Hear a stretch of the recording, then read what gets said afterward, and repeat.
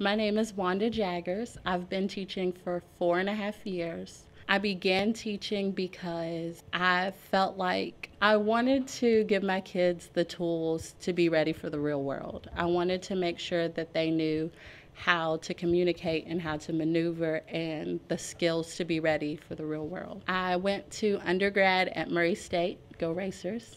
And I'm finishing up my master's this semester at U of L.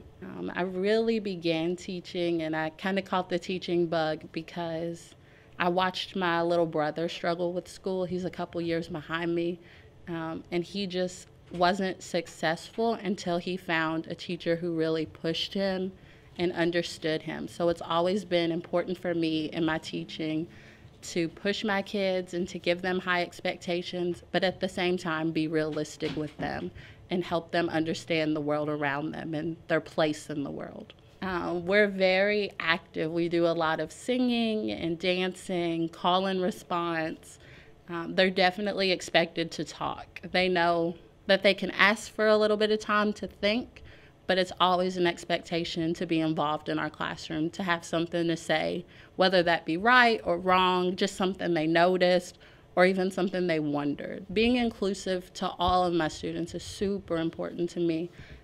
We do that with literature. We read books that have kids that look like us, all of us, whether we're small or big or black or white. We read books that encompass everyone, and we read books to kind of give us windows into other worlds of kids who don't look like us and who aren't represented in our classroom.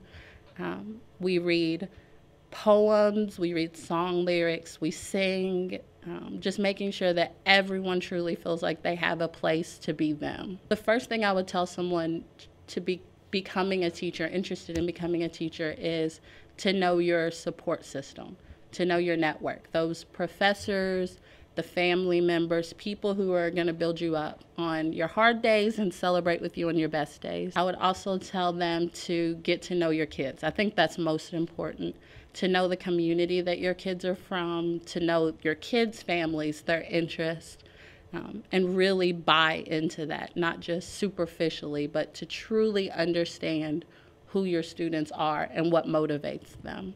So we have a whole class goal to reach 100 sight words, or to grow from 20 more than where we started by December.